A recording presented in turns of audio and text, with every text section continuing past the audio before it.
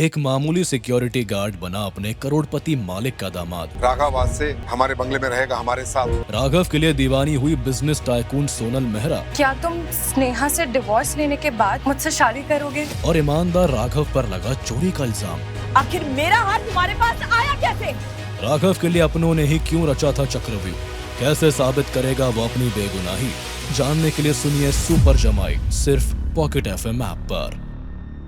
अपनी पत्नी स्नेहा के इल्जामों से राघव का दिल टूट चुका था। स्नेहा ने गुस्से में कैब बुक की थी और राघव के साथ सड़क पे खड़े होकर कैब के आने का इंतजार करने लगी। आज तक समझ नहीं आया कि तुम जैसे गरीब से मेरे पापा ने मेरी शादी क्यों करवाई।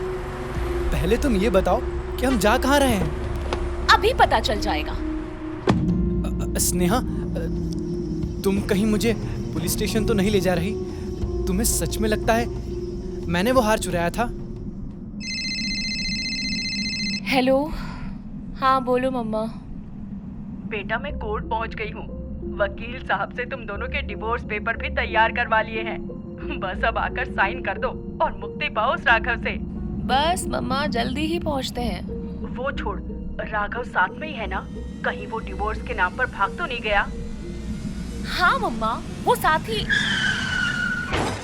फोन पर बात कर रही स्नेहा को अंदाजा ही नहीं हुआ कि रॉन्ग साइड से आती एक तेज रफ्तार गाड़ी उसे कुचलने का प्लान बनाकर आई थी। राघव ने खतरे को भांप लिया और एक झटके में स्नेहा को खींच लिया।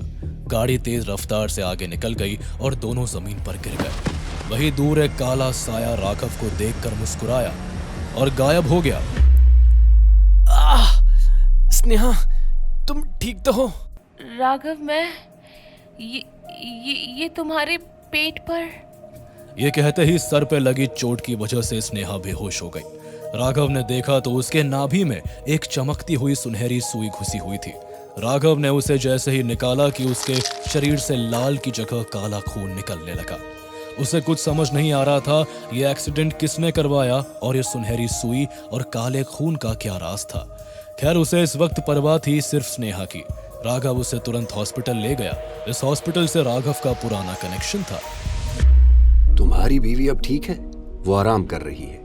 वैसे तुम तो वही हो ना जिसके पापा यहाँ एडमिट हैं? राघव, राइट।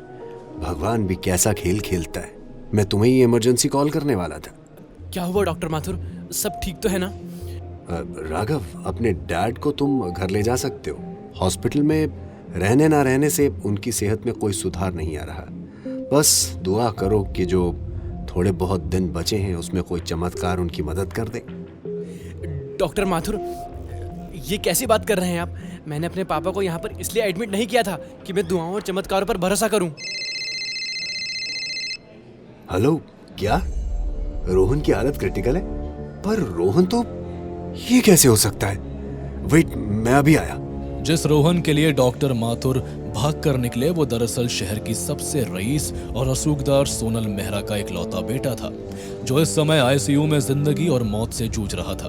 वहीं राघव ने देखा तो स्नेहा अपने वार्ड में आराम कर रही थी। उसके बाद वो अपने पापा के बेड के पास बैठकर अपने जख्मी कंधे को सहला रहा था।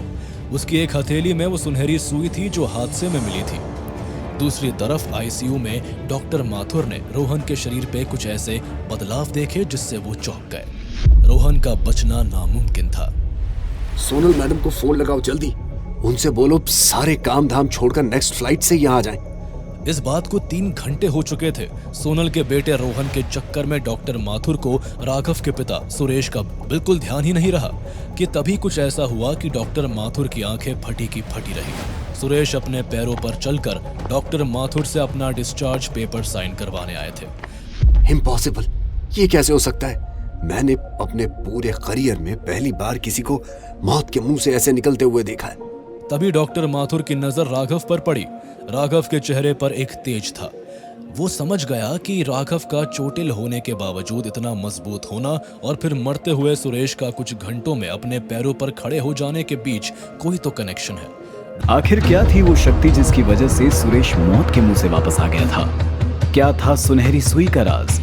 ये जानने के लिए देखिए अगला एपिसोड सिर्फ पॉकेट एफएम के यूट्यूब चैनल पर। और सुपर जमाई के सारे एपिसोड्स को सुनने के लिए डिस्क्रिप्शन में दिए गए लिंक से डाउनलोड कीजिए पॉकेट एफएम ऐप।